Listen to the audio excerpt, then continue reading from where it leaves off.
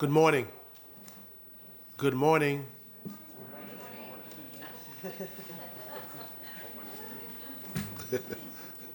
Welcome to the Hillsborough County Board of County Commissioners Land Use Meeting. Will everyone please rise for the pledge of invocation?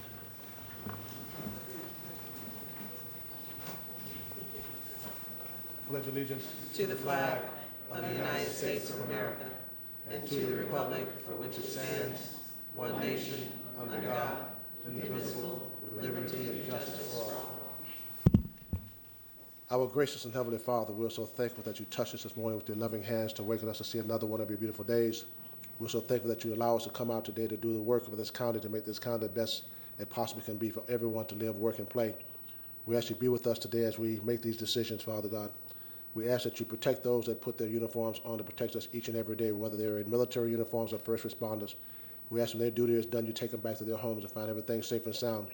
When our duty is done here today, we ask that you take us back to our homes to find everything safe and sound and in order. These are all blessings. We ask in your righteous and holy name. Amen.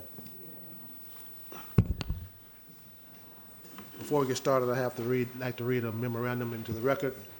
This is from Commissioner Stacy White. Says, I'm unable to attend today's land use meeting and comprehensive plan amendment workshop due to prior commitment. Please read the reason for my absence into the record. Pass that down.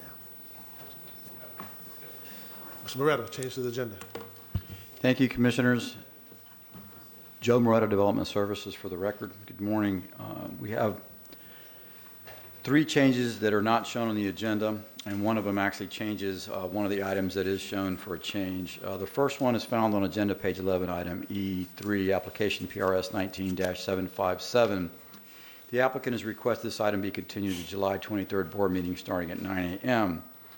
Item 2, which is found on agenda page 12, also corrects item A1. The applicant, at the time we prepared the agenda, was requesting a continuance to July 23rd. This is for the item that appears in G1 of the backup, which is related to rezoning PD 18-0670. The applicant has now informed us that they wish to request a withdrawal of this item from the agenda, so that case will be withdrawn. This is item G1 in the backup and item A1 on the changes. Okay. Okay.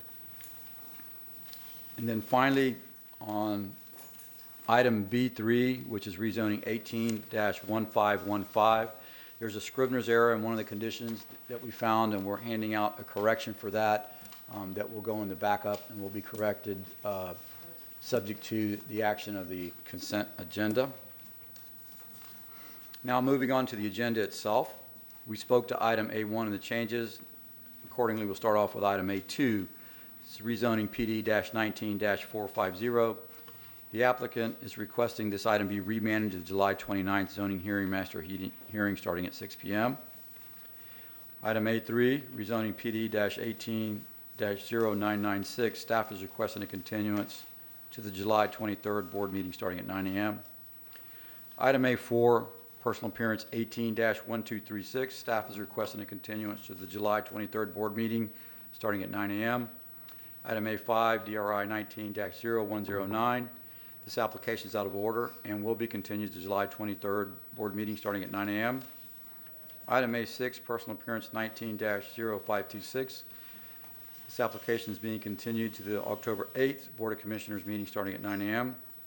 Item A7, personal appearance 19-0529. This application is being continued to July 23rd board meeting starting at 9 a.m. Item A8, personal appearance 19-0543. This application is being continued to July 23rd board meeting starting at 9 a.m. Item A9, personal appearance -19-0729. This application is out of order and is being continued to July 23rd board meeting starting at 9 a.m. Item A10, personal appearance 19-762. This application is out of order. Is being continued July 23rd. Board meeting starting at 9 a.m. Personal appearance 19-0773. This application is out of order and is being continued to the July 23rd board meeting starting at 9 a.m. Item A12, personal appearance 19-0778. This application is being continued to the July 23rd board meeting starting at 9 a.m. Application A13, PRS 19-0800. This application is out of order is being continued to the July 23rd board meeting starting at 9 a.m. Item A14, vacating petition V18-0015. Staff is requesting a continuance to the October 8th board meeting starting at 9 a.m. Item A15, vacating petition V18-0026. The applicant is requesting continuance to the September 10th board meeting starting at 9 a.m. Finally, item A16, vacating petition V19-0006. The applicant is requesting a continuance to July 23rd board meeting starting at 9 a.m. That completes the changes to the agenda. I have a motion by Commissioner Merman, second by Commissioner Overland to approve the changes to the agenda. Seeing no further discussion, please record your vote.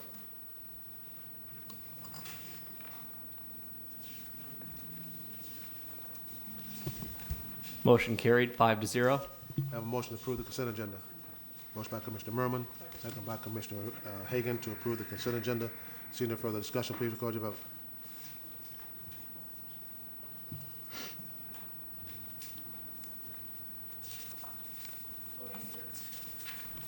Motion carried, 6-0. All those who have B items, your items have just been approved. All those who have B items, your items have just been approved. Thank you very much. We now move to the regular agenda. Anyone who intends to present testimony, evidence, or otherwise be heard on any matter scheduled for consideration at today's meeting, please stand and raise your right hand so the clerk can swear you in.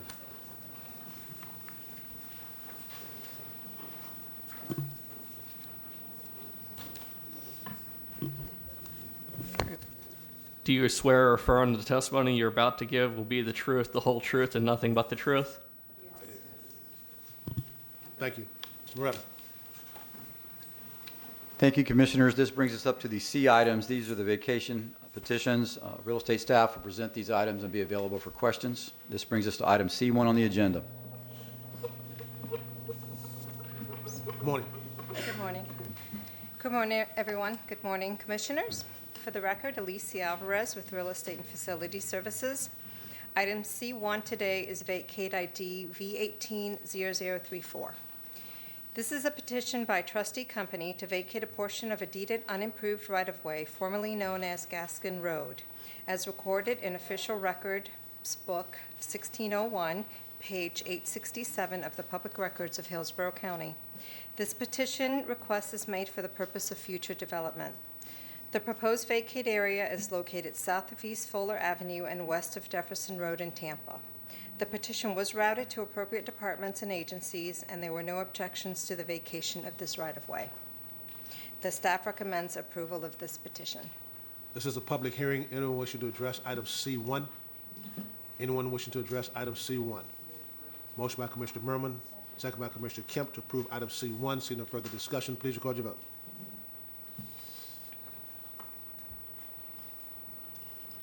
Next item is C2. Hold on. Motion carried, 6-0. Next item is C2. C2 Vacate ID V19-0011.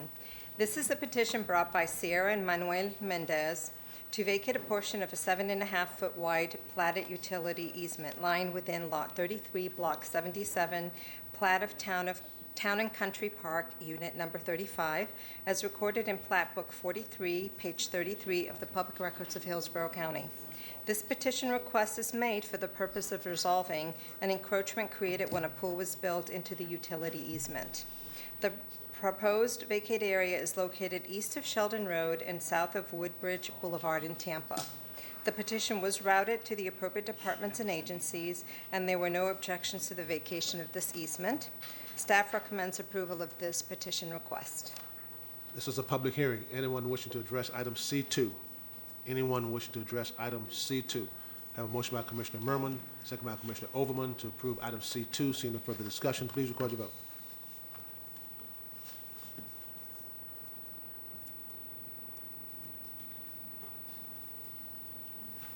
Motion carried, 6-0. Mr. Moretta. Item C3, vacating petition V19-0015. Real estate staff will present this item. This petition, the petitioner is Hillsborough County, and it's to vacate a platted, unimproved right-of-ways abutting 17 folios consisting of 21 tracts located within the plat of Keystone Park Colony, Plat Book 5, page 55, and first edition to Keystone Colony Plat Book 5, page 62 of the Public Records of Hillsborough County. This petition request is made for the purpose of facilitating the day-to-day management of the Lake Francis ELAP site, as well as to prevent unauthorized access to the preserve. The subject area is located north of Tarpon Spring Road and west of Gun Highway in northwest Hillsborough County. The petition was routed to appropriate departments and agencies, and there were no objections to the vacate of this right-of-ways. This is a public hearing. Anyone wishing to address item C3? Anyone wishing to address item C3? There's a motion by Commissioner Overman, second by Commissioner Merman to approve item C3. Seeing no further discussion, please record your vote. Motion carried 6-0. Mr. Moretta. Item C4 is vacating petition V19-0018, 0018. Real estate staff will present this item. Good morning, Commissioners. For the record, Michelle Masucci, Real Estate and Facilities. Item C4 today is Vacate ID V19-0018. This is a petition by Thomas and Shirley Mello to vacate a portion of unnamed, unimproved, platted 10-foot wide right-of-way noted as an alley per plat, lying between lots 1 through 6, Block 27, within the plat of the Plan of Mango, as recorded in Deed Book K, page 500 of the Public Records of Hillsborough County. The property address is 3808 Broad Street in Sefner. This petition request is made for the purpose of joining the petitioner's property, which is bisected by the right-of-way, in order to build infrastructure and meet setback requirements. The petition was routed to appropriate departments and agencies, and there are no objections to the vacation of the right-of-way. Staff recommends approval of this petition request. This is a public hearing. Anyone wishing to address item C4? Anyone wishing to address item C4? Motion by Commissioner Merman, second by Commissioner Overman to approve item C4. Seeing no further discussion, please record your vote.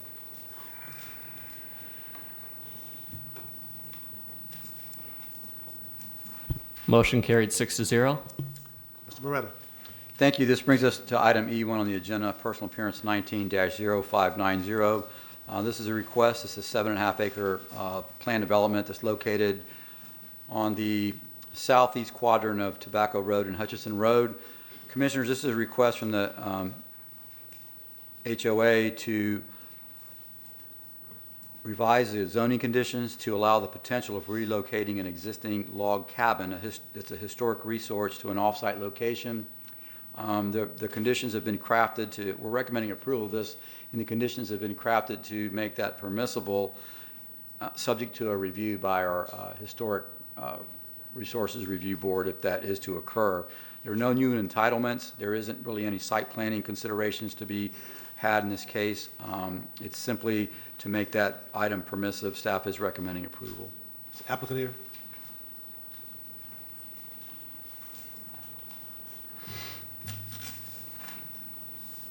Good morning. Have you been sworn in? Yes. You have 15 minutes. My name is Claudia Blally, and I work for David Weekly Homes, and I have been working on trying to find a suitable location for this cabin. And I want to just address a few words for this. We do see some problems in the future with this cabin on the premises. One of them is that there would be a huge responsibility, which we hand down to the HOA. There would be liability to residents if it wouldn't be restored in a certain manner. We also believe that maybe a future insurance carrier may have problems with insuring the cabin. On the other side, as you probably can see, the cabin is tucked way in the back. There's really no visibility from the road, and will be also in a gated community, so there's no public access to this cabin at all.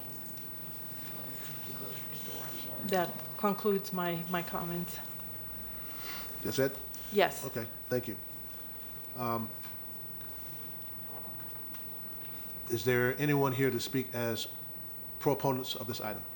E1. Anyone speaking as a proponent? Anyone speaking as an opponent? Anyone speaking as an opponent? There's a motion by Commissioner Merman, second by Commissioner Hagan to approve item E1. Seeing no further discussion, please record your vote.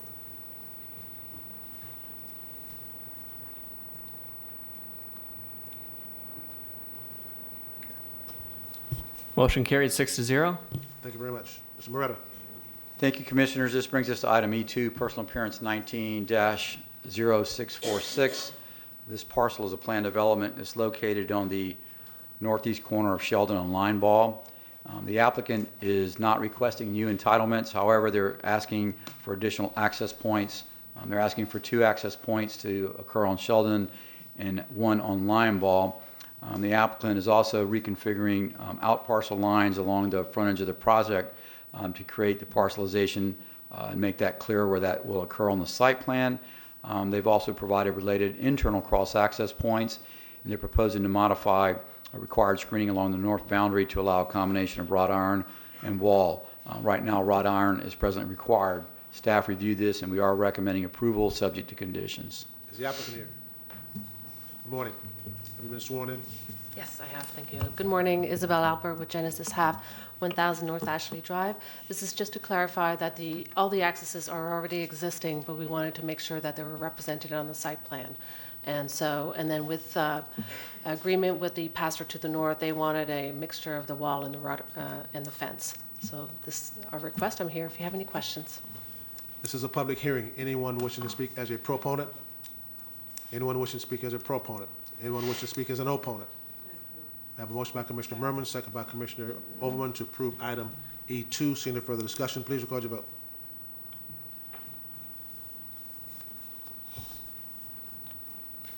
Motion carried 6-0. Mr. Moretta. Thank you, Commissioners. This brings us to item E4. It's a personal appearance. This is located on 78th Street, south of Palm River. Commissioners, this is a straightforward request to allow a cross-access point along the southern boundary of the planned development to be a recipient and work together with the site that's located to the south that you'll hear from in the next public hearing. The site currently has 10,000 square feet of retail approved with it, along with cultural, institutional, that's regulated by the floor area ratio of the comp plan. There's no new entitlements proposed, no reconfiguration of those entitlements proposed. It's simply for the cross-access and to modify their buffering to accommodate the cross-access. Staff is recommending approval with conditions. Good morning, sir. You've been Mr. sworn Chairman, members of the Commission, I've been sworn. Mark Bentley, 401 East Jackson Street, Tampa, 33602. Like Joe indicated, item number 4 is integrated with item number 5, and simply the intent is to provide a cross connection or access between the 2 properties. If you have any questions, I'll certainly attempt to answer them. Ms. Lugman, do we vote on these separately? These should be voted on separately. They're both on the E agenda and not on related Okay. items. All right, thank you. This is a public hearing. Anyone wishing to speak as a proponent? Anyone wishing to speak as a proponent? Anyone wishing to speak as an opponent? A motion by Commissioner Merman, second by Commissioner Kemp to approve item E4. Seeing no further discussion, please record your vote. Motion carried 6-0. Are you wishing to speak on item E5? Not necessarily, thank you. Very good. Did you want to say something? Staff has recommended approval conditions. Very good. Thank you. There you go. You got it. This is a public hearing. Anyone wishing to speak as a proponent? Anyone wishing to speak as an opponent? Motion by Commissioner Merman, second by Commissioner Kemp to approve item E5. Seeing no further discussion, please record your vote.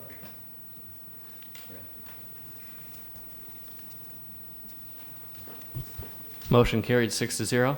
Hey, thank you. Have a good morning. Mr. Moretta. This brings us to item E6, DRI 19-0467, to allow reconfiguration of this application to allow a solar farm. Mr. Brian Grady of our staff will make a brief presentation. Good morning, Commissioners. Brian Grady, Hillsborough County Development Services. The purpose of this development order amendment is to remove approximately 435 acres from the boundaries of DRI number 263 and from the DRI number 263 composite development order and operating permit. The subject parcel is located at the southwest corner of Grange Hall Loop Road and Sandland Road. The parcel is owned by Tampa Electric Company. The parcel is being used as a solar energy production facility. No phosphate mining activities have occurred on the parcel. There's been no mining permit requests for the subject site, and removal from the parcel from the DRI would not appear to impact any other previously permitted or proposed DRI number 263 phosphate mining and or reclamation conditions imposed on Mosaic per DRI number 263 composite development order and operating permit. The existing solar power production facility on the 425-acre parcel proposed for removal from the DRI is a permitted use of the underlying agricultural mining zoning district and obtain required site development approvals in accordance with applicable requirements of the Hillsborough County Land Development Code. Based on these considerations, staff recommends that the Board of County Commissioners approve the proposed changes to the Hillsborough County Consolidated Mines Development Regional Impact in accordance with the resolution and revised map H included in the staff report. I am, as well as Mike Stevenson with the Public Utilities Department, is available for any questions. Thank you. This is a public hearing. Anyone wish to speak as a proponent? Anyone wish to speak as a proponent? Anyone wish to speak as an opponent?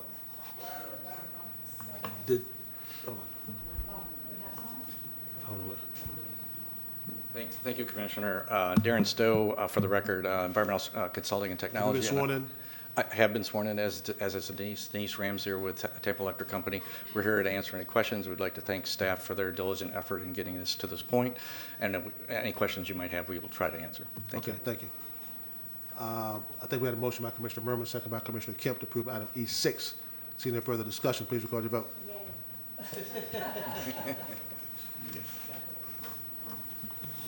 Motion carried 6-0. Thank you. Mr. Beretta. Thank you, Commissioners. This brings us up to G2. Item G1 was removed, withdrawn by the applicant. G2 is major modification 19-0281. It's located on Baum Riverview Road and McMullen Road on the northwest quadrant. This is a request to modify a plan development. Currently, the plan development in this pod permits residential use. The applicant is proposing to revise that area of the site plan and change the conditions to accommodate an 8,000 square foot grocery market. Staff has worked with the applicant to provide a change of conditions, and Mr. Brian Grady is handing that out. The change in conditions will reflect that this will be an 8,000 square foot retail grocery market, and it outlines a list of items as an example of items that can be sold, and then indicates which ones cannot be, and specifically that would be the alcohol and tobacco. Staff has reviewed this request, and we are recommending approval with conditions that deal with the access, the build and orientation, and also with the architectural treatment of the building itself along the frontage of the site. And zoning conditions also limit customer hours from 9 to 7, Monday through Saturday, and 10 to 5 on Sundays. Having said that, that kind of touches on the high points. Staff is recommending approval with conditions. I have a motion to open for oral argument. Motion by Commissioner Merman, second by Commissioner Kemp to open for oral argument. Seeing no further discussion, please record your vote.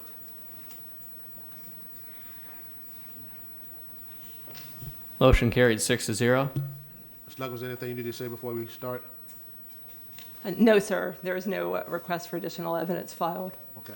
Applicant? Good morning, Commissioners. My name is Robin Baker. I'm with Genesis Half. I also have here with me today the applicants Myrna and Brent Skinner, our transportation consultant, Elizabeth Rodriguez, and our architect Jeff Nader, in case you have any questions in the process of this presentation.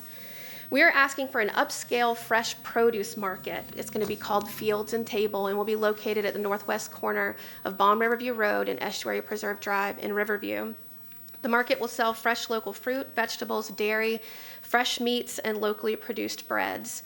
The Skinner family has bought and sold produce for more than 20 years, and they've operated their business right here in Hillsborough County. Their plan is to give this community access to fresh, locally grown food right at their front door. And some of that produce could be sold the same day that it's picked in the field. In fact, the milk that will be sold here comes from just 45 minutes south in Mayaca City. To ensure that it's not just a run-of-the-mill retail, we've proposed some of the most restrictive conditions out there. The building is only 8,000 square feet, which is far less than the FAR allows. And that building is situated as far away as possible from the houses that are immediately adjacent to the site. Our conditions are very specific as to what we can sell, at least our original proposed conditions. We wanted to give the community a sense of ease knowing exactly what was going to be on the corner, so that's why we proposed a condition that was so restrictive. If you'll turn your attention to the Elmo, you'll see that the architects have done an amazing job at creating a beautiful building concept that will enhance this corner. We're proposing a farmhouse design with controlled signage, architectural standards, and have committed to and included this design board on the site plan. It's been very important to our team from the very beginning to work with and protect the residents of the estuary. We held 2 community meetings where we were able to engage the residents to find out their likes, dislikes, their wishes for the site, and then be able to incorporate that into our design. Safety has always been a big concern for the residents, so I'd like to point out that this entire site, including both access points, are located within a school zone. So on a daily basis, this site is already governed by rules that, promote safety, but we wanted to do more. So we proposed the conditions with the hours of operation to ensure that the market is not open during morning rush hour or school drop-off, as there is a school located just across the street, a charter school. Also, in terms of safety, we've limited the delivery trucks to be only straight box trucks. Now, the boxes on these trucks are no more than 26 feet long, and just so you understand the size, it's about half the size of a semi-truck. We submitted turning radius movements for these trucks into the record so that you can see these smaller trucks can maneuver in and out of the site safely from all directions. And we've also limited those trucks to only use the Balm River View entrance during school pickup and drop-off hours. The residents also requested an enclosed dumpster, which we have provided, and that dumpster, along with food safety regulations of the Food and Drug Administration, will ensure that there are no rodent problems, and we're keeping the current fence in place at the community's request, but we're going to enhance the landscaping along that fence to better protect those residents. And finally, with the conditions, I just wanted to state, as I said before, that original restrictive condition on the type of items that could be sold was to give these residents a sense of security that nothing else could exist on this corner. That was the purpose. And, we want to be the kind of team that says what we mean and means what we say. So I just wanted to state for the record that if this commission decides to keep the original condition limiting to those items, we're okay with that. But we understand why staff has proposed the change. The Skinner family has put a lot of heart and soul into the design of this project and what they want to bring to this community. They're committed to not just providing fresh local produce for this community, but also inside the store is going to be education points to educate people on how and when to buy produce in season and how to prepare healthy meals for their families. They're bringing walkability to this area of Riverview. As you'll hear today, we do have opposition to the request, but I would like to state for the record that we have a lot of support too in this community, and some of those residents have submitted letters to your offices and on the record, and we also have some of those in support that have come out today to show you their support. We're all wearing green in support of fresh produce. So at this time, I'd like to ask anyone that's here in support of Fields and Table if you could please stand so the commission can see you. And with that, our team is here to answer any questions that you may have. Thank you. You have 5 minutes left. Is there anyone else on your team wishing to speak at this particular point in time? We're good for now. We'll wait for questions and rebuttal. Okay. We have to abide by those to speak that are parties of record. And the only person I have as in opposition is Catherine Brown.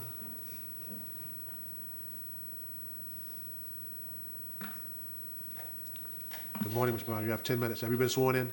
Yes, I have. Thank you very much.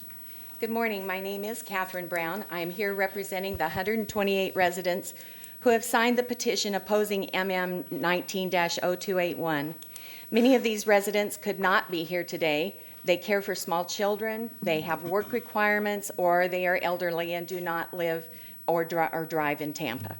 The petition was submitted to the zoning hearing master, and I have a copy here if you have not yet had a chance to see it or been presented with a copy of the petition. As you can imagine, most of those for this proposed market live at the back of our community or do not live in the estuary at all. The one thing that all residents in the estuary do have in common is our objection to the exit and entrance onto Estuary Preserve Drive, which affects the safety of all. But the 128 people who have signed the petition are in opposition to the entire proposed market because of the way it will change our neighborhood, as well as the way it will affect the safety of those living in the estuary. Firstly, let me explain that Balm Riverview Road is a 45-mile-an-hour zone with intersecting roads of Sims Road and Rodine Road. While Sims Road has no light at all, there is a blinking light on Rodine Road. Also note that McMullen Road becomes Estuary Preserve Drive. As noted in the oral argument to the zoning hearing master, Balm Riverview Road is already congested with both commercial and residential sites. The Kids Community College and the Circle K gas station are directly across the street. Crestview Academy, a daycare center, is 0.2 miles away, and within a half-mile radius, there are already 4 subdivisions, 2 of which are new and developing. Because of the congestion caused from these commercial and residential sites, traffic is already bad, and with the addition of more new homes, which have already been approved, this traffic will only get worse, even without the proposed farm-to-table market. Currently, our children wait for the bus stop on Balm Riverview Road. As you have heard, high school children will be waiting in front of the proposed market, while the elementary school children wait across from the Circle K gas station. This because Hillsborough County buses will not enter our community, stating that the streets are too narrow to navigate. And this alone will put our children at risk with more cars and especially trucks coming and going along Balm Riverview Road. As has been stated in testimony to the zoning hearing master, a left turn from the proposed farm-to-table market onto Balm Riverview Road will not be possible during peak times and more. Traffic now backs up onto Balm Riverview, beyond Sims Road, and beyond Rodine Road. If someone wants to make a left turn from Sims onto Balm Riverview Road, they cannot. Remember, there is no light at Sims Road. Instead, they make a right turn into the estuary, attempting a U-turn and often driving over our easement, destroying parts of our grass and sprinkler system. With the projected extra 39 cars at peak hours that this market is adding, we are concerned that estuary residents will be waiting through many signals to exit our own community. Thus, the infrastructure of the road is a real concern to all. Also, I would ask, is this projection the least amount of cars or the most amount of cars? If the projection assumes the least, then how many more cars will really be there in order to keep this market in business? As far as delivery trucks, Section 1.3, the evaluation of existing and planned public facilities, states that to avoid interference with the charter school to the north of the site, use of Estuary Preserve Drive access will be limited during drop-off and pickup hours. Your evaluation goes on to cite that there will be 21 more AM trips and 18 more PM trips, thus the 39 cars at peak hours. It is not just school hours that are of major concern to us, but rather the peak hours of people coming and going from our subdivision. Remember that in the summary of hearing, it is stated that the hours of operation are Monday through Saturday from 9 a.m. to 7 p.m., with delivery hours of operation Monday through Saturday from 6 a.m. to 10 p.m. It also states that deliveries will be permitted only through the Balm Riverview entrance, and they will come via a straight truck, otherwise known as a box truck. For example, in the evening, our traffic starts at about 2:30 to 3 p.m. during school hours, during the school year, and it gets consistently worse as the day goes on with people coming home. By the hour of about 5 p.m., traffic not only backs up on Balm Riverview, but also on McMullen Road. Just a few weeks ago, I waited through 5 stoplights just before being able to enter my neighborhood by crossing Balm Riverview Road. Ms. Brown, just a reminder that you have to stay on the record. You have to adhere to speaking to what was spoken to during the ZHM. So anything that occurred after the zoning hearing master meeting is not appropriate to talk about now. This proposed market wants you to believe that the delivery trucks can only use Balm Riverview for entrance and exit. They will not be able to turn left onto Balm Riverview Road during peak times, and thus would have to use Estuary Preserve, creating a safety hazard to our residents and again, making it hard for our own residents to exit the community. These are just some of the issues that will be exacerbated by having more trucks and cars trying to get to and from this proposed market. However, if after this testimony you still believe that traffic is not an issue, then at the very least say no to an entrance and exit onto Estuary Preserve Drive. As stated, delivery hours are to be anywhere from 6 a.m. to 10 p.m. Can you imagine living in a house that backs up to this market or any market and having small children who will be constantly awakened by the loud noises of trucks coming and going, or school children just trying to sleep through the night and early morning hours? This alone will affect the way those at the front of our neighborhood live. There is also a problem with lighting. In my testimony before the zoning hearing master, I have been quoted as saying, Ms. Brown detailed specific instances of car lighting shining into homes. This is not correct. It is not car lighting that neighbors are concerned about, but rather the security lighting of the proposed farm-to-market store. If you should pass 19-0281, one neighbor will have their security lights shining right into his bedroom all night long, and I am sure he isn't the only one that will be affected. There is also the concern of trash. We already deal with a large amount of trash which comes from the Circle K gas station. Even though this proposed market plans on having their trash disposed of, there is no promise of how often or what time of day, and how much more trash will be thrown into our streets as people are coming and going. Have you seen a Walmart parking lot? There will obviously be food in their trash containers, allowing the food to rot in place, creating rotten food smells. With the Florida heat, the rotting process will be exacerbated, and depending on which way the wind may blow, could mean whether or not we get to smell the rotting trash all day or all evening, making it hard to enjoy the fun that is available here in Florida. The mere fact that there will be food at this market means there will be unwanted animals, rats, mice, opossum, raccoons, snakes, and so on, and not because the market wants them, but because the animals will be looking for food, and the smell alone will bring them in to investigate. There will also be bugs such as roaches, silverfish, and more, because they too will be attracted to the food items that will be contained in the proposed farm-to-table market. And we all know that bugs and animals don't just stay in the same place that has attracted them, but will become a part of our neighborhood. With 2 public supermarkets within a mile of the estuary and the Circle K gas station across the street, we do not need another food market. Another issue of concern is the blind corner. The proposed market has shown a picture of our blind corner and put an SUV in the space showing you that anyone can see around the corner. That is not true. Although I am a large lady, I am not an SUV, and I am surely not a child walking or biking down our street. This blind corner is indeed blind and often has an issue with sunlight being a blinding force during the morning hours. The market has also stated that their entrance and exit onto Estuary Preserve will make it easier and safer for walking to their market. It is not easier that we are looking for, but rather safer. And I do not believe that an entrance and exit with a blind corner will make this a safer place at all.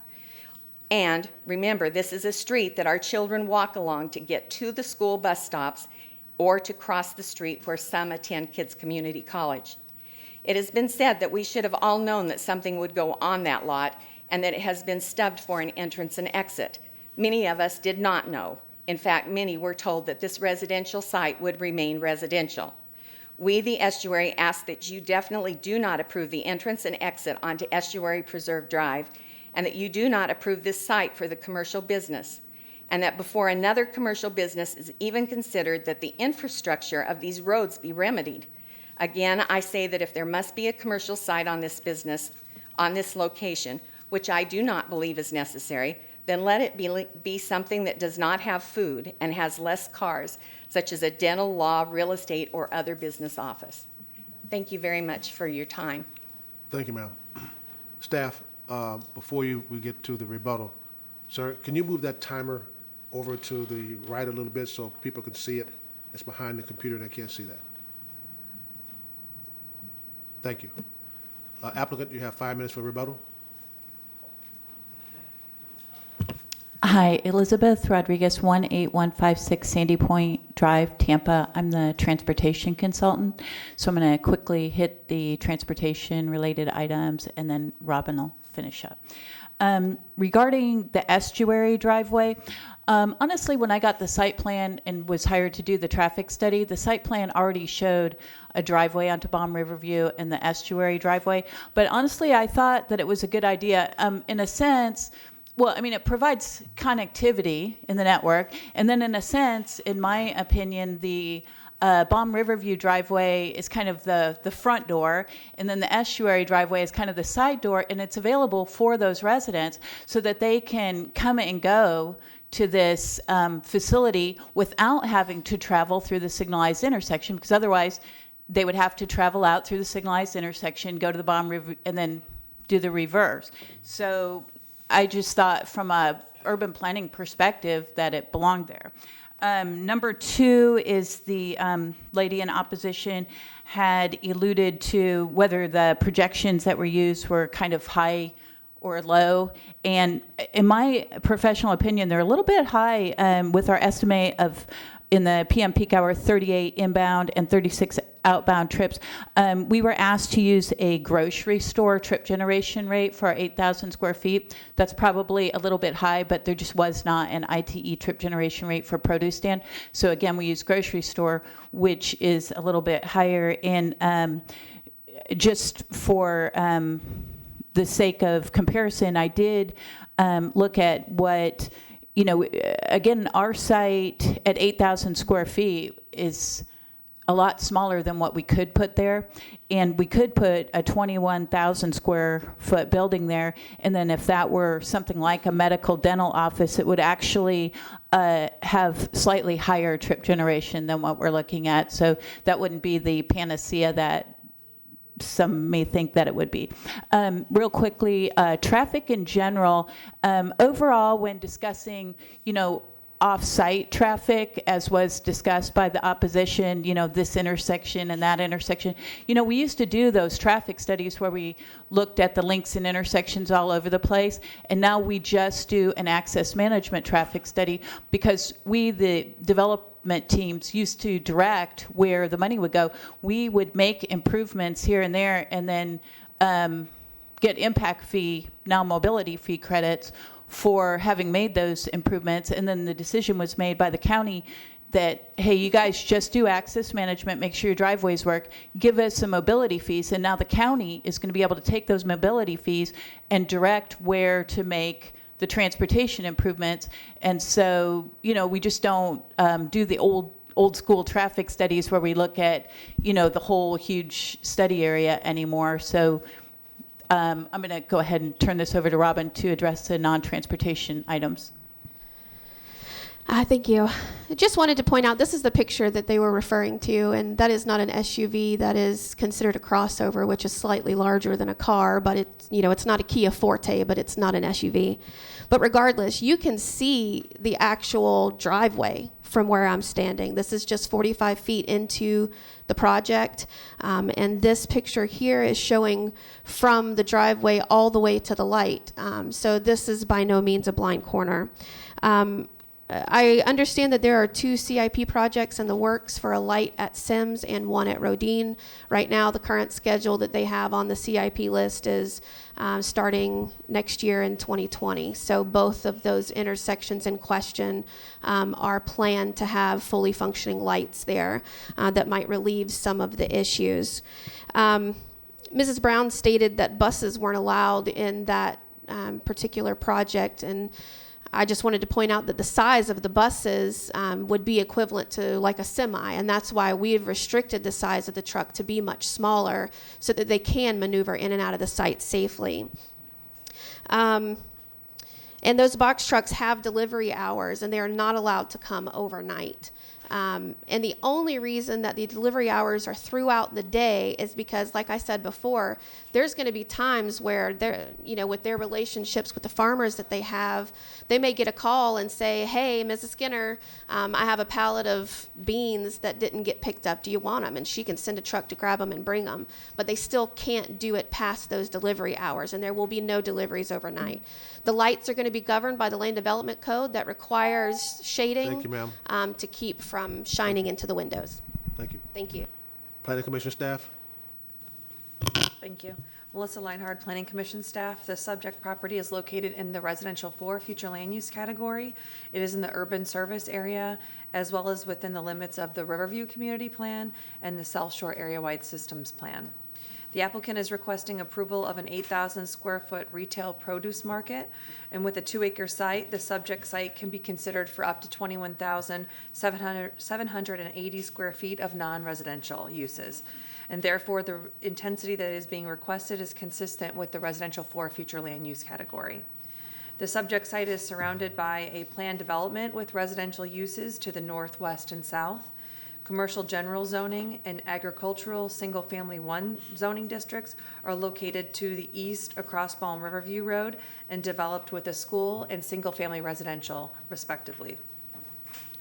The proposed modification is placing the produce market closer to Balm Riverview Road, which is consistent with policy 16.5 of the future land use element. This policy calls for higher intensity development along arterials and collector roadways.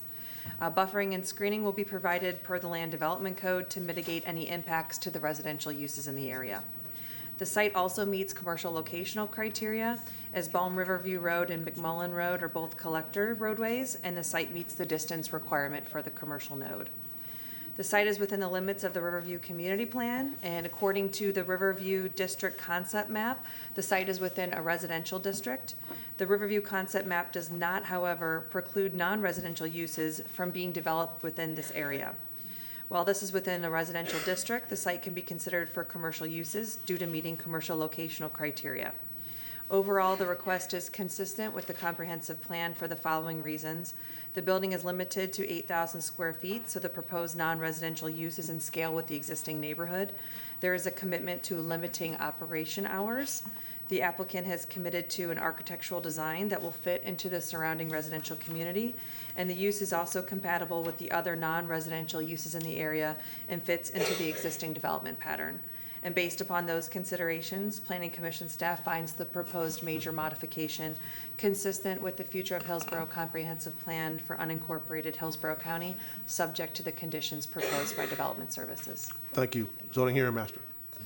The zoning hearing master considered the proposed major modification to Plan Development 05-1202 to permit an 8,000 square foot produce market on 2.0 acres in site, and is zoned, which is zoned Plan Development and designated Res 4 by the comprehensive plan within the urban service area and within the Riverview Community Planning area. The zoning hearing master considered the planning commission's findings, which you have heard, that the request is compatible with the surrounding area and consistent with the comprehensive plan. The zoning hearing master considered and summarized the testimony that was presented at the zoning hearing master hearing, including the county transportation staff testimony that they supported the proposed 2 access points onto Balm Riverview Road and Estuary Preserve Drive to increase the traffic flow and to find that the traffic would be appropriately handled by those 2 access points. The zoning hearing master considered the applicant's representative testimony and found that the site will comply with the Land Development Code standards regarding lining, and that the zoning conditions that prohibit truck deliveries during school drop-off and pickup hours and restricting the use of the size of the delivery trucks, and found that those conditions would appropriately consider the concerns of the residents and promote compatibility.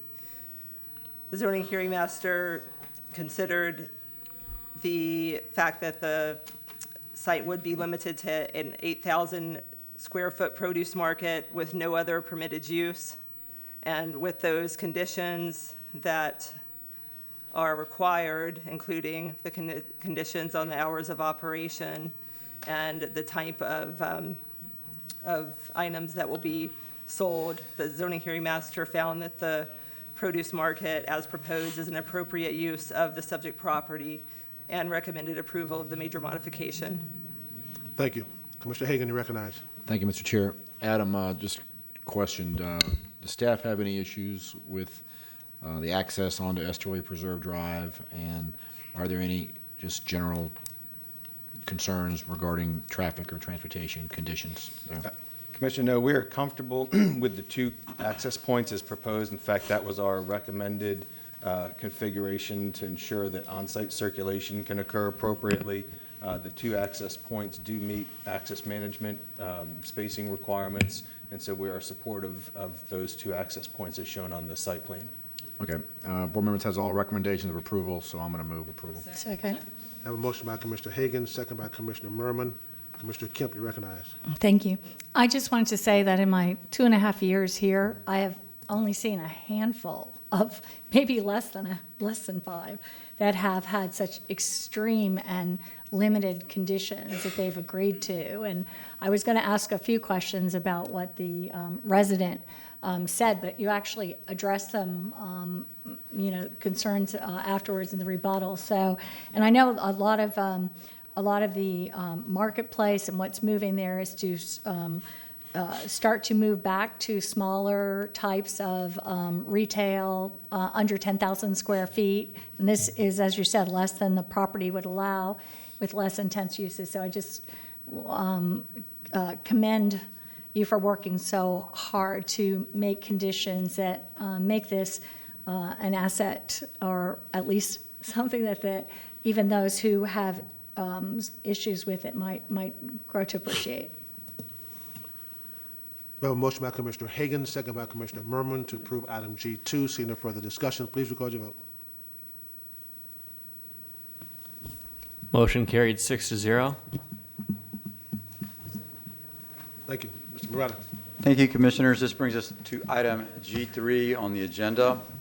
This is a rezoning for a standard district, rezoning 19-0434.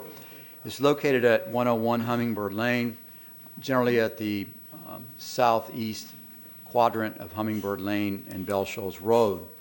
Commissioners, the application is located in Res 4 of the comprehensive plan, which permits a maximum of 4 units per acre, and it's also located in the urban service area. The current zoning is ASC 1, which permits 1 unit per acre, minimum lot size of 1 acre. The applicant is proposing to rezone to RSC 6, which permits 7,000 square foot lot size and a maximum of 6 units per acre. However, the applicant has proposed a restricted condition limiting the project to 3 lots with a maximum, or excuse me, with a minimum lot size of 0.31 acres in size. You'll hear from the Planning Commission about the guidance provided by the community plan in this area. Development services issue is rooted in the implementation of the zoning that's requested and the fact that it's in the urban service area. Commissioners, the applicant has requested that not to adhere to the urban service requirements in terms of connections to public utilities, and is requesting the lot size that will necessitate a variance. The variance would be required to have lots that are less than a half acre in size that will utilize septic, and they're also proposing to go beyond the maximum of 2 cuts to get a 3rd cut to get a total of 3 lots divided up from this parent parcel. Because of that, it is inconsistent with the type of implementation scenarios that our land development code anticipates in the urban service area with regard to connections on utilities, and we are recommending denial of it. Oral argument has been filed. May I have a motion to open for oral argument? Motion by Commissioner Merman, second by Commissioner Overman. Open for oral argument. Seeing no further discussion, please record your vote.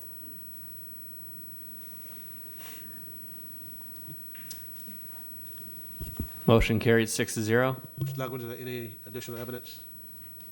No, sir. I'm here for oral argument. Well, let me get to it, sir. Oh, okay. Let me give it to, are you the applicant? I can barely hear you. So Are you the applicant? I am the applicant. Okay, you're recognized. You have 10 minutes. Okay. My name is Charles Sochi. I'm the applicant for this. My name is Charles Sochi. I'm the applicant for 1001 Hummingbird Lane in Brandon.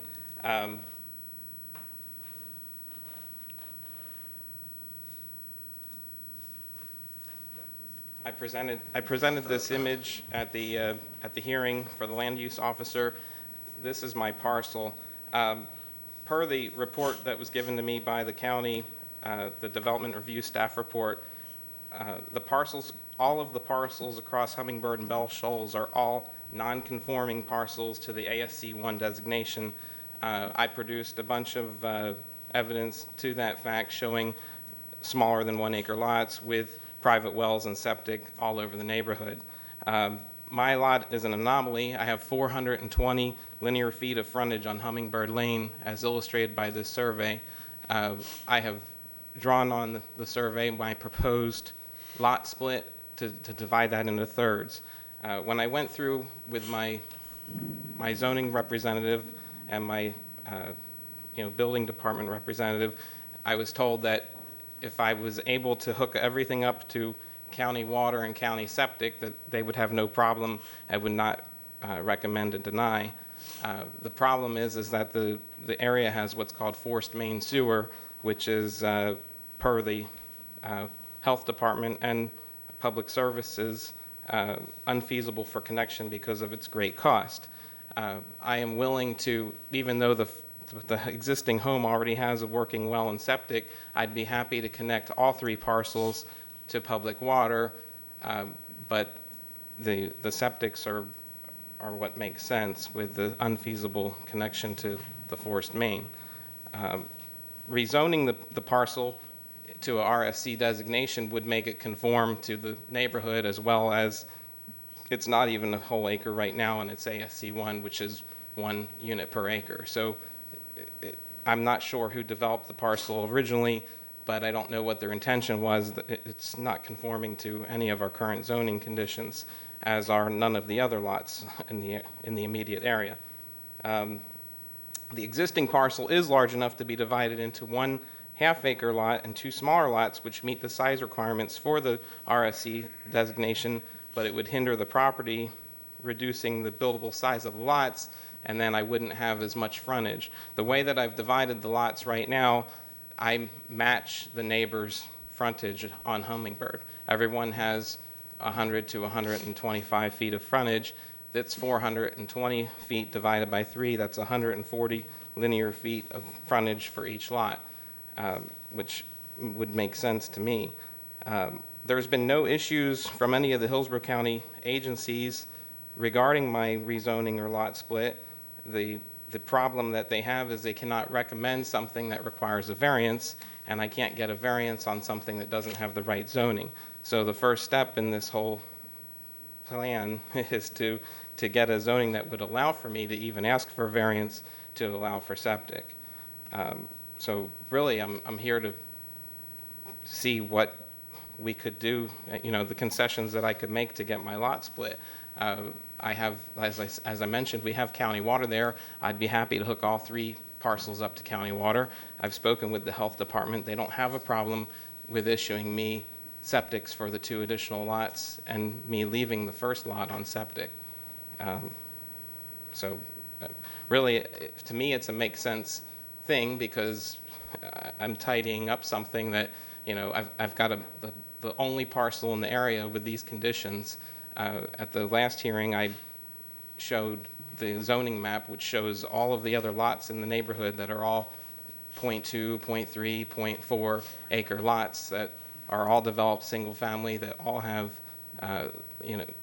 their own private wells and septics. I sent out 54 letters. Only opposition came from two people that attended the last hearing. I had a concerned neighbor that was concerned that if I build houses and bring people to the neighborhood and he wants to get farm animals later, that he might have some opposition, but I'm not looking to change his zoning, just mine. So he should still be able to do anything that his zoning permits. And then I had another neighbor show up that was concerned that I'm changing the rural nature of the neighborhood. However, it's not a rural neighborhood anymore. There are no farm animals to be seen. There's churches and daycares and wide roads and 4-lane, Lithia Pinecrest coming, and Bell Shoals getting improvements as well. So I think it is consistent with the neighborhood and the plan to support neighborhood services, fire rescue, and schools, and it makes sense to me. Okay, sir, you completed your statement? Yes. Okay, very good, thank you. Okay. We have one person of record wishing to speak in opposition. That's Lois Kishner.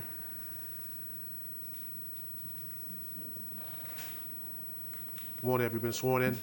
Good morning. Thank you. Have you been sworn in, ma'am? Good morning. I'm Lois Kirshner. Have you been sworn in? Oh, yes, I have been. Okay. You have 10 minutes. Thank you. I'm Lois Kirshner, 1305 Bell Shoals, Brandon. I submit, and I'm going to rely heavily on notes so that I stay on fact this morning. I apologize, but that way I stay on target. I submitted a request for oral argument today because I introduced 2 points when I spoke at the land use hearing on April 22nd that were not addressed in the hearing officer's recommendations. The first issue that I addressed that is not mentioned in the hearing officer's recommendations is the issue of grandfathered properties.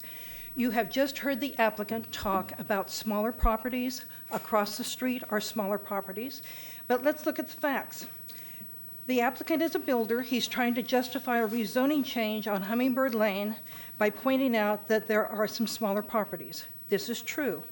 But the facts are very simple. The properties on Hummingbird Lane, as well as there are 4 south of this property on Orange Walk that he has cited, and they are grandfathered. County staff has confirmed that the lots developed before July 26, 1989 are grandfathered regardless of size. So the properties that the applicant is referring to as being smaller across the street, they may be the same frontage, but they are grandfathered. We're looking at 1 month short of 30 years of this grandfathering clause going into effect. So I ask you to really consider the facts on this.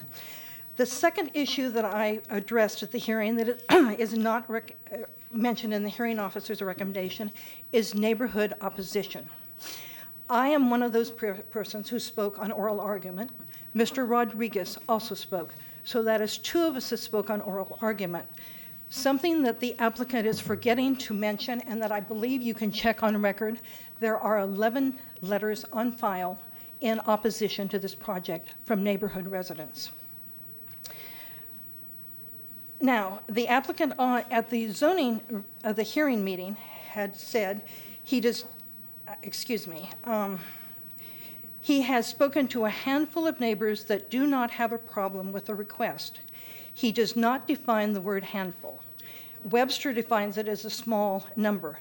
So we're looking again, let's look at the facts on this rather than just supposition. As I stated in my remarks to the hearing officer, there are 11 letters on file from neighbors in opposition to the applicant's rezoning request. In total, there are 13 people, 11 letters, 2 oral arguments.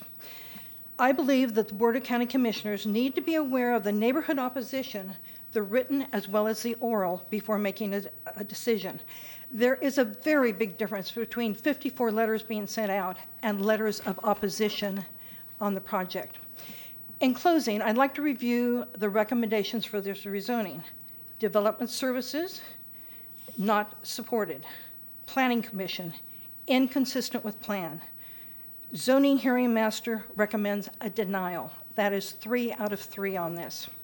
Now, as a resident of the neighborhood, I ask you to look at this as though this were your neighborhood.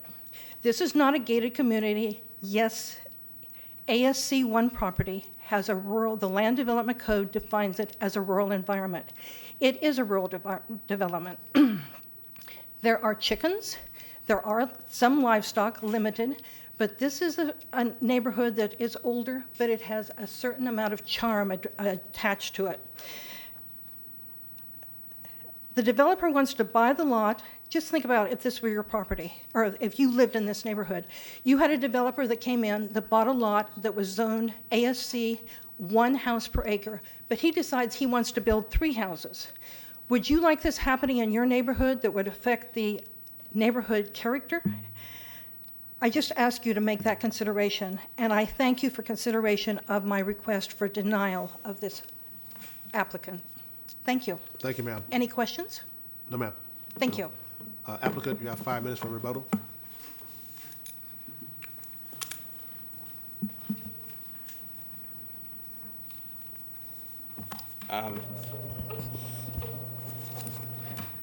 Okay, that was just a repeat of the presentation at the land use hearing. I can point out that if there are 11 letters and there's a total of 13 parties out of 54, that's less than 25% of opposition. I did not get the file to review letters of opposition, but I have heard Ms. Kirshner's testimony twice talking about farm animals, and I just don't see them. I mean, you can drive through the neighborhood and there's not cows and chickens and roosters. And I'd also like to correct her. I'm not trying to build 3 houses. I'm trying to get a lot split to create 2 new single-family homes. And if that cannot be allowed, I would possibly consider doing just one lot split to build one home. But I'm still trying to iron out all this stuff with the zoning and then a variance. So, you know, should I get my rezoning to RSC6, all that does is make my lot a conforming less than 1 acre parcel with 1 house on it, and that doesn't say I can do anything, because if I don't get my variance, I can't do anything anyway. So right now, it's a non-conforming ASC lot, less than 1 acre with a house on it, with a house, well, and septic. So the rezoning doesn't let me do anything except continue and try and attempt to possibly get a variance to possibly do anything at all. That concludes my rebuttal. Okay, thank you very much, sir. Planning Commission. Thank you, Melissa Leinhardt, Planning Commission staff. The subject property is located in the residential 4 future land use category. It is in the urban service area as well as within the limits of the Brandon Community Plan. While the residential 4 future land use designation allows for residential densities for up to a maximum of 4 dwelling units per acre, the community design component of the future land use element also contains policy direction about designing developments that relate to the predominant character of the surroundings.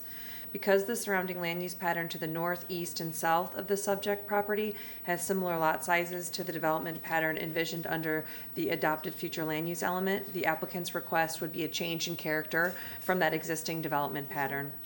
The subject property is also located within the limits of a garden estates district in the Brandon Community Plan, which serves to protect established neighborhoods and historic patterns of development. This character district consists predominantly of single-family homes with lot sizes of 1/2 acre at minimum. The applicant's request to rezone the subject site from ASC 1 to RSC 6 with restrictions for an increase in the potential density of the subject site for the development of 3 dwelling units on approximately 0.31 acre lots would be incompatible with the intent of the Brandon Community Plan, and it also would not meet the intent of the Brandon Character Districts map.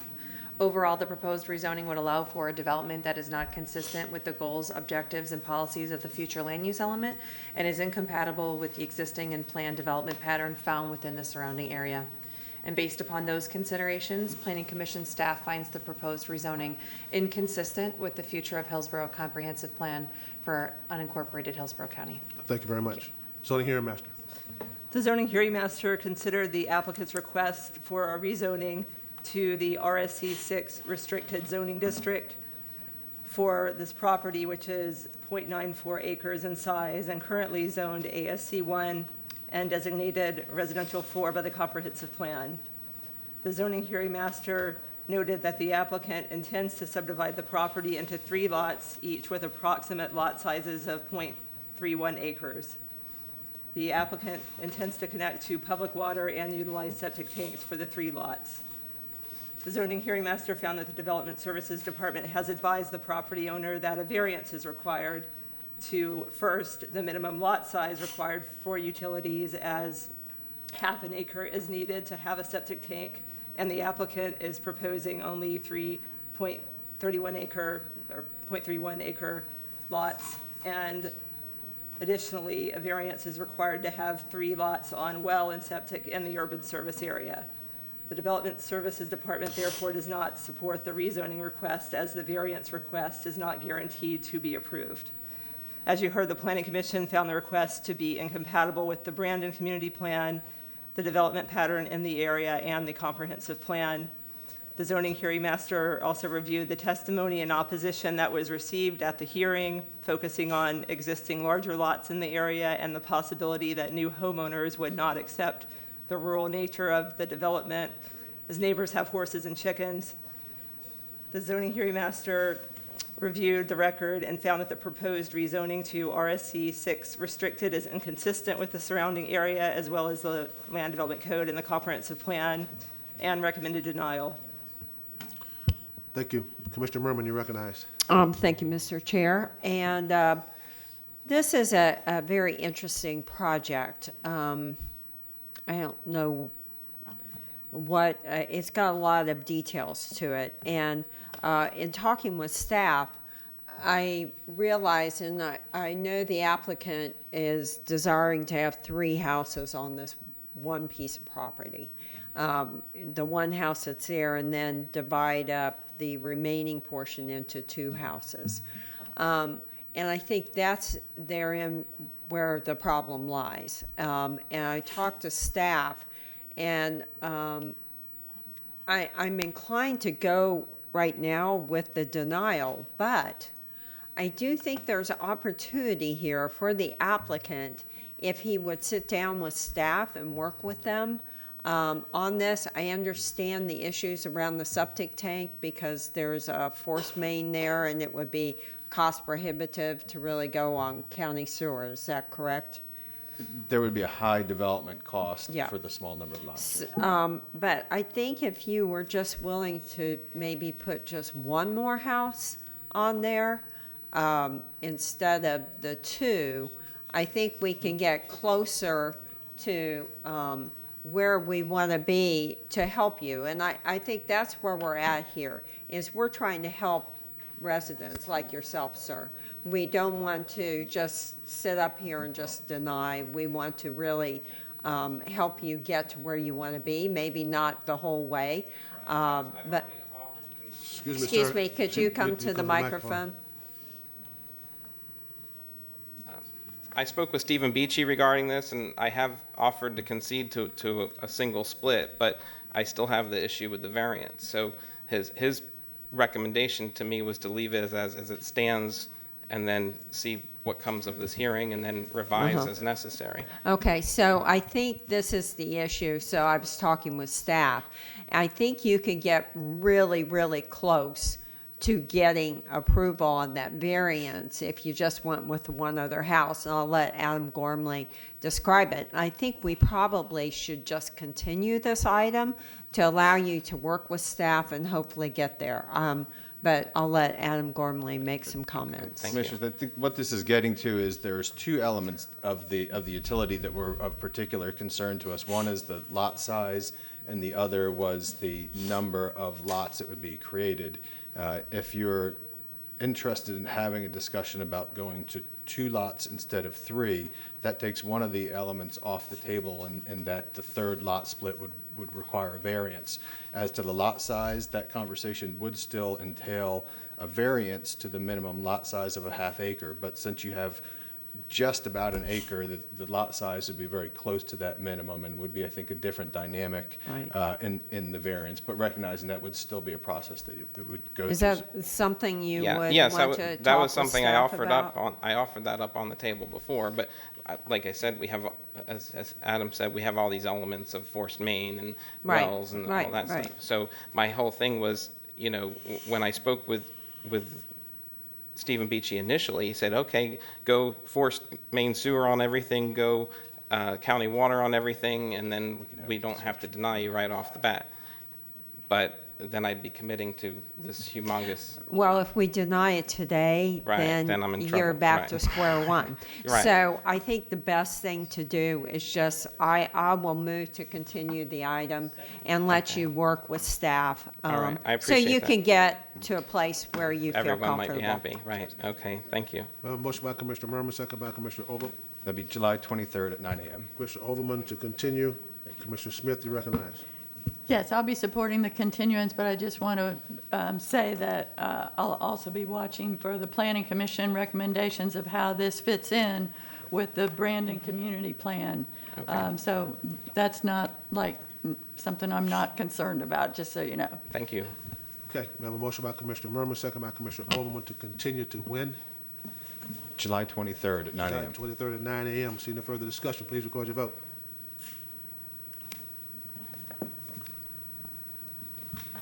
Motion carried 6-0. Thank you for your time. Mr. Moretta. Thank you, Commissioners. This moves us to the related items on the agenda. This specifically deals with H1A and H1B. H1A is a personal appearance to modify a plan development.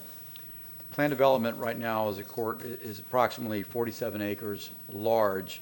That plan development is being rezoned in the case that is related to this in the subsequent item. This is a public hearing for a personal appearance to essentially remove the acreage that's being rezoned out of it in the next item that's related to it. Right now it's 47 acres and it permits mobile homes and RV parks.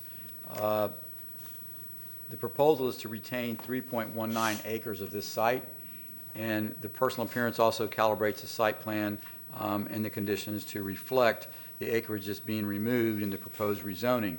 Proposed rezoning is item H1B. The rezoning is a plan development that would otherwise be on consent, and no oral argument has been filed on that item. The proposal is to rezone RSC3 and a portion of the existing PD. Primarily, it's consisting most of the existing PD that's rezoning out of it because it's only like 3 acres of RSC3 that's being included in this. But right now, they have an existing entitlement for 400 RV spaces, and what they're seeking is to move that up to 608, which would be a 208 increase in the number of spaces.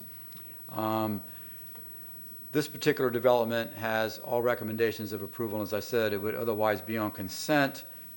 So the first item that's listed on the agenda is H1B, which is a public hearing to recognize the rezoning coming out. I'm not sure if the board wants to speak to both of these or take them individually or how they want to handle them, but that's essentially what's going on with both these cases and how they relate to each other.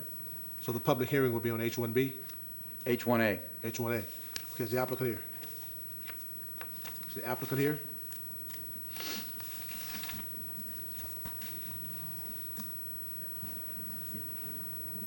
Good morning. Have you been sworn in? Good morning. I have not. Please raise your right hand for me. All right. Do you swear or affirm that the testimony you're about to give will be the truth, the whole truth, and nothing but the truth? I do. All right. My name is Brandon Schilling. I'm with Cove Communities. You have 15 minutes. I'm sorry. You have 15 minutes, yes. Okay. I'm namely here just to answer any questions. The rezoning is to support some new development. It's not going to be 200 plus sites with all the environmental impacts. We think it's going to be somewhere around 80 to 90 sites. But if there's any questions, I'm here to answer them. Commissioner Smith, do you have a question? Or you want to wait? Okay. I see no questions, sir. Thank you very much. Okay, thank you. What's your pleasure? This is a public hearing. Yeah, right. Anyone wishing to speak on item H1A as an opponent, proponent, opponent, indifference? Motion by Commissioner Merman. Second by Commissioner Hagan to approve. Can we vote on both of these at the same time? No. Yes, you may. No. No what? Well, I have concerns with the second part, Okay. not the first All part. right, so we just vote on H1A. See the further discussion. Please record your vote.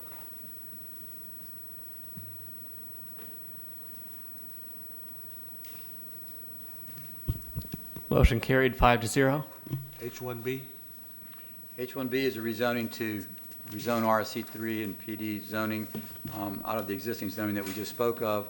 This is to increase the RV spaces from 400 spaces to 608. Staff is recommending approval with conditions. Applicant, do you have anything to say? Nothing at this time. Okay. This is a public hearing. Is there anyone? This is not a public hearing. I'm sorry. This is would otherwise have been on consent. Gotcha. Okay. All right. So- Commissioner Smith, you recognize. So I don't understand. Can you explain, first of all, what the process is here? We are going to vote on this item, right? Yes. Yes, this item, H1B, would otherwise have been on consent if it wasn't related to H1A, because there was no oral argument filed and the recommendations of the agencies were consistent. So that's why there's no public hearing for it. All right. You recognize? Okay. Now, I do have a question about this, and I guess this is for the applicant, because it's about the density and the way the density is being granted. The density can only be granted to an RV park, which limits the duration of stay to up to 6 months maximum and prohibits the add-on structures such as the awnings and porches and carports, et cetera, But the current park has all those things, has relatively permanent structures of roofs and carports and porches, you know, bolted on. So they're essentially, what do you call it, manufactured homes there. So my question to you is, as you move into an RV park, in order to qualify for this extra density, you're going to remove all those residents and the permanent structures that are currently there? No, the intent would be to rezone the park and allow for some additional development to take place. So there's a large section of the existing park that's currently undeveloped, and we would look to develop some incremental sites into that area specifically. It wouldn't be a full redevelopment, or let me explain it a different way. We wouldn't go in there and wipe the slate clean and restart with development. Thank you. Thank you. You can sit down. In order to qualify for that LD Land Development Code extra density, don't they have to be like the RV park that is only 6 months stay with no extra things bolted onto RVs that pull in? That's correct. In order to qualify for the number of units, we're talking about recreational vehicles that are not residences. I believe maybe, if I understand correctly, there are some RVs out there now potentially that are not in compliance with the existing regulations. Is that the point? Yeah. So just to clarify, so we operate an RV park. There is a maximum length of stay that we enforce ourselves, and we're also governed by as well. The intent would be to continue down the same path that we are today, and we would still have a limited length of stay. We're not looking to do anything different. In other words, we're not looking to let people live there full time. We do not want school buses. It's a recreational park. It's a place for people to kind of escape to in the winter months. Thank you. Thank you very much. You can sit down. So the stuff that's non-conforming now would have to be removed. The stuff that is not a transient, temporary RV park, all the porches and roofs and things would have to be taken out of there for the 400 units that they've got. Yes, Commissioner, if they were to come, this I think has two different paths depending on how if this gets approved, they choose to develop it. If they bring in the whole site to redevelop it as a RV park, including the existing development, as part of that review, we would look for the whole park to be in compliance with the applicable RV park regulations. If they were to bring in just the increment that they're asking for today and not redevelop the developed part, then if there are non-compliant RVs out there, that would be an enforcement action that we would go out and look at to see what the condition of those vehicles are to ensure that they're adhering to the condition and length of stay. Thank you. This is outside the urban service area. It's in the rural area where the comp plan discourages density, and they'll have to provide their own private sewage plant. These are notoriously problematic for these RV parks and mobile home parks, this kind of septic system. And this site is on the Little Manatee River, an outstanding Florida water that deserves protection from the intense density. They're going to 12 per acre, all right, in the rural area. And the river deserves protection from these risky little privately operated sewage package plants. The subject property is located also within the wellhead protection area in the rural area, which also warrants protection from intense density and sewage package plants privately operated. It's adjacent to ELAP land, which, by the way, I nominated that land for ELAP, and if so, I'm happy to see that preserved. Anyway, so there are plenty of policies in the comprehensive plan that discourage getting the maximum 12 per acre density for these reasons. But the bigger issue to me is the misinterpretation of the Land Development Code, which is the basis of the request for 12 per acre, where the comprehensive plan says they should only have 2 per acre. And by the way, 2 per acre in the rural area is plenty. A lot of people have 1 per 5. So 2 per acre is 10 times that. Can we see the map of the frontage a map of the park plus the frontage, which is the basis for interpreting the land development code to give them 12 per acre out here. It can be just the one on the front there, the front page, that one, yeah, or if you have a bigger version of that.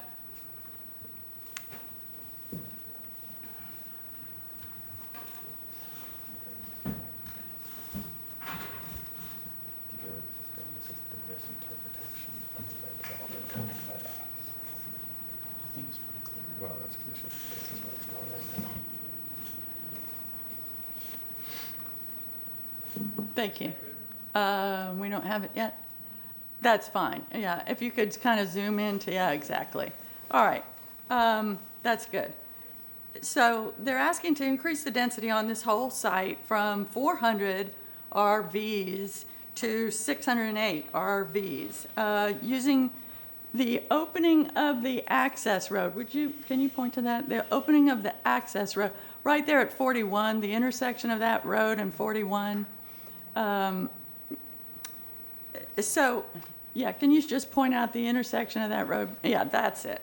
So that is the frontage, which lets them have this loophole to get 12 per acre in a Res 2 area. So according to the Land Development Code, they can get 12 per acre if they're an RV park, and the density may be increased to 12 units per acre for parks in Res 2 if the park, this is the key, if the park has direct frontage and access onto an arterial street.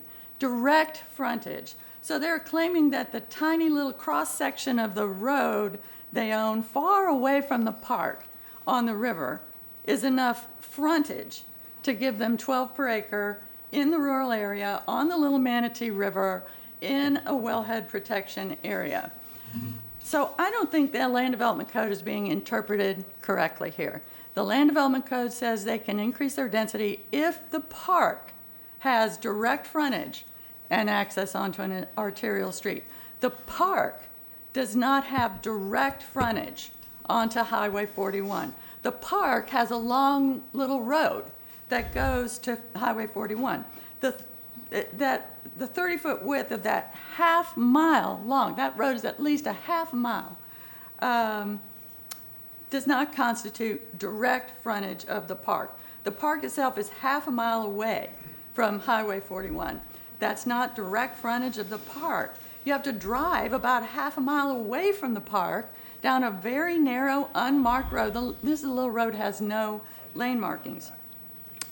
The so-called frontage is just the width of this narrow country road. Maybe it's 30 feet wide. So there's 30 feet of road width, half a mile from the park, where this little country road intersects 41. That's not, to my mind, fulfilling the intent of Land Development Code 6.11.110C, which says the park has to have direct frontage on an arterial street. If you have a piece of property and you advertise it as having direct frontage on Highway 41, but your parcel is half a mile away from Highway 41, people would feel like your ad was not truthful. You could explain, oh, but I own the little road that goes to Highway 41 half a mile away, and they would still feel that you were not truthful if you said that your property has direct frontage on Highway 41. That's just not what those words mean. So also, the long road, this long road that's a half a mile to 41, it does not front Highway 41. It intersects Highway 41. When you all hear of a road that's called the frontage road, there's frontage roads everywhere. You think of a road that runs alongside a highway, not a road that intersects a highway. A frontage road runs alongside a highway. So this road does not have frontage. The park does not have frontage. This little road intersects Highway 41. And by the way, this little road is unmarked with barely enough room for 2 cars to pass each other, and it goes through ELAP land, the land that I nominated for ELAP. So because this is a valuable area on the Little Manatee River, that's why I qualified for ELAP. The Land Development Code says it can increase density to 12 per acre if the park has direct frontage and access onto an arterial street. So my motion is to remand this back to the zoning hearing master. So the hearing master and the staff of development services and the planning commission can consider the intent of the land development code and the definition of the words in the condition for increasing density if the park has direct frontage onto an arterial street. And secondarily, while you're at it, consider if the elements in the comprehensive plan which protect the Little Manatee River and the wellhead protection area and our rural area might also be grounds for reducing the density from the maximum 12 per acre here, and to consider any other applicable considerations in the comp plan, the land development code, or any citizen comment or evidence. So Second. Thank you. We have a motion by Commissioner Smith. Who seconded it? I did. Commissioner Kemp, second the motion. Commissioner Kemp, you recognized. Thank you. I'd like to thank you, Commissioner Smith, for so clearly explaining this. I just find it, we just took down the graphic, but I find it kind of shocking that this would qualify on the conditions of frontage, because that means that everything would qualify on the conditions of frontage. If this qualifies for that reason, every single piece of property that has a road anywhere near it qualifies. It just does, because a road will eventually lead out to, a major arterial. So I cannot even believe that this is being presented with these conditions. But also, thank you for pointing out the important protections with the wellhead, with the Little Manatee River, which is a very special water and very pristine. I think the ratings give outstanding floor. Thank you for the terminology. But I think this is very important. Thank you for raising this. But I'm kind of taken aback by the fact that this could possibly be defined as frontage in any conception. So thanks for really clearly explaining that. Commissioner, Mr. Gormley or Ms. Lugren, if Commissioner Smith's remand motion passes, do we have to go back to H1A and reconsider the vote by which it was taken to remand that also? And continue. H1A could be reconsidered and continued to a future date. Since it's a PRS, it doesn't go back to That's if this motion passes? Correct. Okay. If I could, I'd just like to clarify one point on this to make sure this is clear. What's being shown here, the red that's going out to 41 is actually privately owned property that's included within the rezoning application. It is not right of way, it's not a public road. We agree, if this was a public road, there would be no question about frontage. I understand the question that's being raised, but I did want to clarify, this is not a public road or right of way. This is private property, that the red piece that's shown from extending to 41. Commissioner Merwin, you recognize. Thank you, Mr. Chair, and thank you, Mr. Gormley, for clarifying that, because I went over and asked him about that road. Who owns it, us or the property owner? So I do think it's proper to get the interpretation and get it cleared up. I think that everybody will feel better moving forward one way or the other, and probably the zoning hearing master. Do they are you at the zoning hearing master? Do they get legal opinions there? Yes. If there is any legal question, there would be the ability to evaluate it. Mr. Whitehead or Mr. Clark from my office sits with the zoning hearing master. Okay, that's why I wanted to just make sure that we had the proper legal people there to give that advice and opinion, because I do think that would be important, especially if they're not happy with the decision, they could go across the street. So I think we just got to back that up to make sure that we do that the right way. And then, yes, we would, after we dispose of this motion, I'll make a motion to reconsider H1A and continue that to a later meeting. Okay. Okay. We have a motion by Commissioner Smith, second by Commissioner Kemp to remand H1B. Seeing no further discussion, please record your vote. Commissioners, the date will be July 29th at 6 p.m. Okay.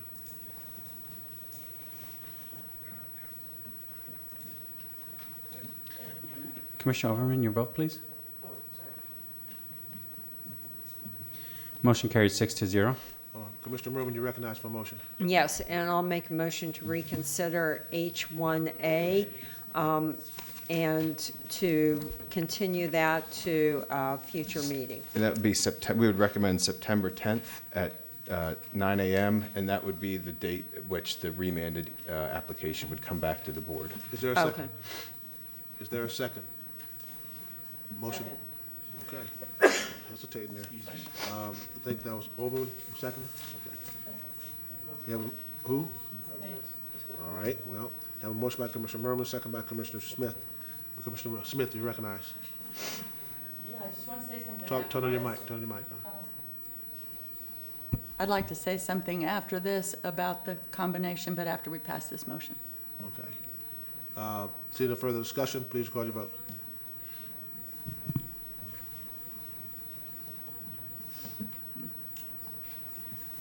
Motion carried 6-0. Now, that was a motion to reconsider. We haven't voted on it yet. That was a motion to reconsider. So you want to speak now? You No. understand what we just did? Nope. We reconsidered the vote by which it passed. So now we're back on the issue. So you do want to say anything about this, the item now, before the motion is made? What I want to talk about is where the sign was placed for this park. That's probably after this, but I can say it now because it's a small thing. There's one sign placed, and it's kind of confusing about where that sign was placed, but it seems to have been placed in such a way that only the people coming and going from this park would see it, and not any of the other neighborhood area who might be concerned about impacts to the neighborhood or impacts to the park. So just to please consider where that sign is placed so that more than just the people coming and going from this one site see it. It's kind of an odd place. So to make sure that other people in the area also are aware of that zoning. Yes, we'll look at that sign placement and ensure that we have it appropriate place for the public. Commissioners, in the future, what we'll do is we'll line up the applications to have the actual rezoning that's driving the clerical change in the PRS first. That way we won't have to go back, and so I just wanted to put that out, that the next time it comes forward, we'll have that order reversed. I think that will help out. Now, members, understand the parliamentary procedure we just did. You had a motion to reconsider, which we did. Now we're back on the item. You want to continue it, we need a motion. I have a motion by Commissioner Merwin, second by Commissioner Kemp to continue item H1A. Seeing no further discussion, please record your vote. That'll be September 10th at 9 a.m. Motion carried 6-0. Thank you. Mr. Moretta. Final item on the agenda is item K1. Adam Gormley is going to present this item.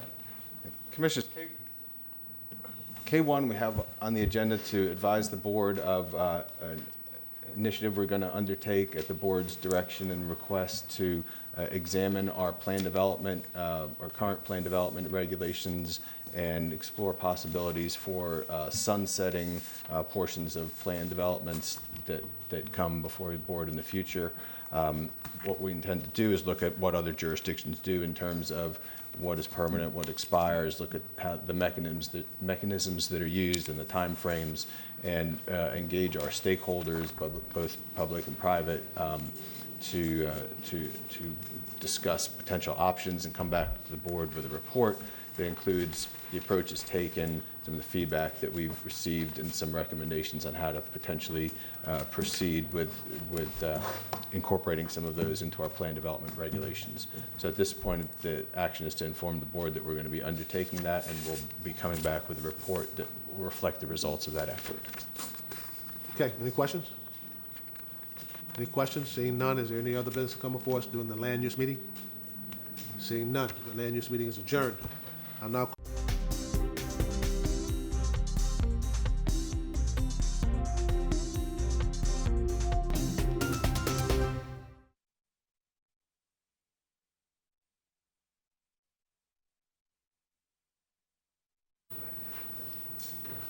Okay, I now call the order of the Board of County Commissioners Workshop on plan amendments, comprehensive plans, April 2019 plan amendment cycle.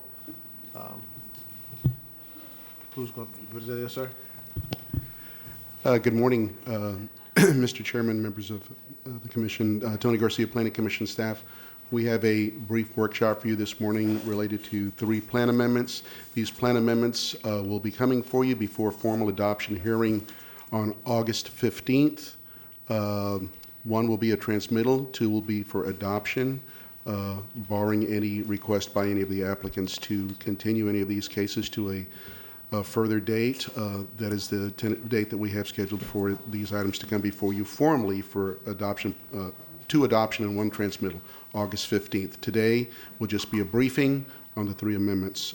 Ms. Kelly will be giving you a cursory review of the briefing. On the first one will be item A1, HCCPA 1817. Good morning. Good morning, Krista Kelly, Planning Commission staff. As Tony indicated, I'm presenting 3 privately initiated future land use map amendments. The first being CPA 1817. This site is located on the east side of Kirby Street, west of 50th Street. The site is 4 acres in size. It is in the urban service area, and it is within the boundary of the East Lake Orient Park Community Plan boundary. This area shows the site outlined in pink. It's largely undeveloped and heavily treed. There is a residence on site. As you can see, Kirby Street here up in the northern area is the access point.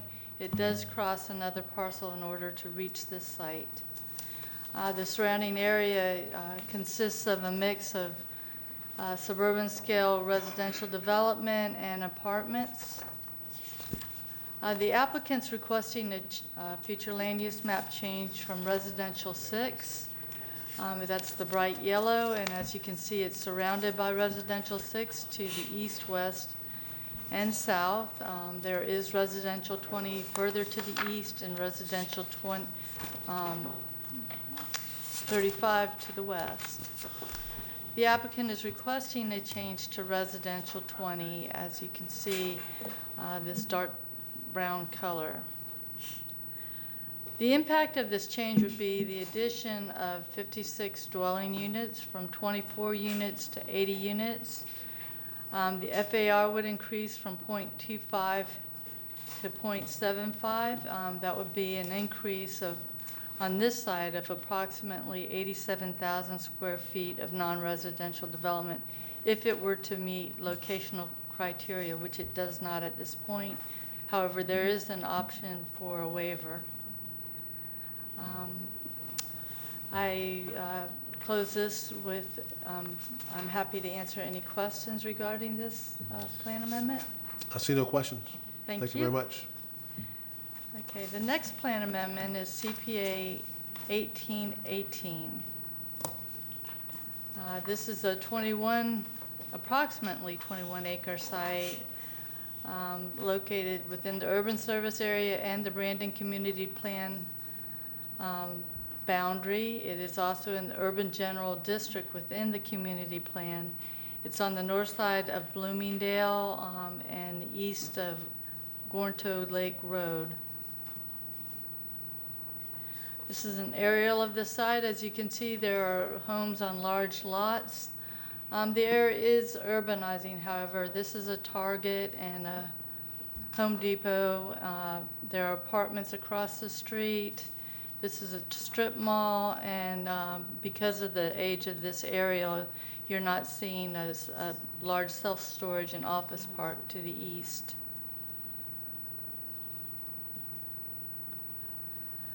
Currently, the site is designated suburban mixed-use 6, again, as the surrounding area is. To the south, there is some residential 16, which is reflective of an apartment complex in the area. The applicant wants to go to, or would like a change to residential 16 on this site. The impact of the change would be a change from 127 dwelling units to 341 dwelling units. The FAR would increase from 0.25 for non-residential uses to an urban scale of 0.50. Based on the size of the property, both sites would be capped at 175,000 square feet of non-residential use. The suburban mixed use designation, the site is currently designated, allows light industrial uses. This is not allowed in residential 16. Office Research Corporate Park would be allowed up to 0.35 FAR on site, and on the residential 16 non-residential development, which exceeds 0.35 FAR, would be for office and residential support uses. And this is a briefing, so I'm happy to answer any questions. Commissioner Smith, you recognize. Right. This came before us before, right? Yes, it did. It was continued. We continued it and sent it back. It would be helpful if there was some, indication of that history here, because it just looks like all the rest of the thing. So, I'll do that in the future. Right. Do you want to remind us of what went on? I remember there were questions about the impact of the intensities on that site and the traffic conditions in that area. Staff was to go and evaluate. And just to point out, the applicant and Development Services has provided comments to address this that we are in the process of analyzing and will bring back at the public hearing. But they're not in here yet. They're not in here yet. So this has just come back to us like we originally saw it exactly. That's correct. And it's in the process of getting additional information, and we'll get that along the way. Absolutely. And we received it quite late, so we didn't have an opportunity, one, to look at it or to get it into the mail out. Yeah, it would be helpful if there was some, explanation of where this is in the process and what's going on with it when it comes to us, a cover sheet or some summary or something. Absolutely, well noted. Tony Garcia, Planning Commission staff, if I may add a couple of additional comments. The applicant has been collaborating and meeting with our staff. In addition to meeting with Development Services, we have had a couple of meetings since the public hearing that we had, where it was recommended that we continue this to a later date, as you had requested for additional information. We have been in the process of doing that. The applicant has provided fairly recently some additional information, which we have again passed out for all the reviewing agencies for their consideration, and we will be bringing that to you in short order. Hopefully we'll have, as I said before, this hearing will be moving forward with a projected adoption. Actually, this will be a transmittal hearing, and that will be August 15th. So before then, you will have an opportunity to be briefed on the plan amendment itself and the merits of the plan amendment. And we will provide you that information as it becomes analyzed, and we are able to secure additional comments from the external reviewing agencies. As I said, since we, at the request of the applicant, we have received that additional information and are sharing it with all the external reviewing agencies in accordance with what your wishes were to get additional information. Okay. So no further questions. Next. Thank you. And the final plan amendment is CPA 1901. This is Kane Road, just north of Gun Highway. The site is located in the northwestern portion of the county. It's 3.85 acres. It's in the urban service area and within the boundary of the greater Carrollwood-Northdale Community Plan boundary. The site's outlined in pink. You can't see, but there is a dwelling on site, and in front of the site is a church. I understand the dwelling itself was a parishioner's house. Fronting on Gun Highway, there are office parks, and to the north of the site are suburban-scale residential development. Currently, the site's designated residential 4, as is the surrounding area, reflecting the established neighborhood in the area. The applicant's requesting residential 6. Some background information. The applicants indicated that the purpose of increasing the density is for the purpose of an ACLF, increasing the number of beds. There's a conversion factor. For every dwelling unit, you get 5 additional beds, and that is why they're requesting the change in density. However, it looks a little bit odd to have a spot of a higher density surrounded by lower density, so I wanted to point that out. The impact of the change is the dwelling units would increase from 15 dwelling units to 23, and the applicant would be the non-residential FAR would remain the same, 0.25 for both the residential 4 and the residential 6 category. And that concludes my presentation again, and again, I'm happy to answer any questions.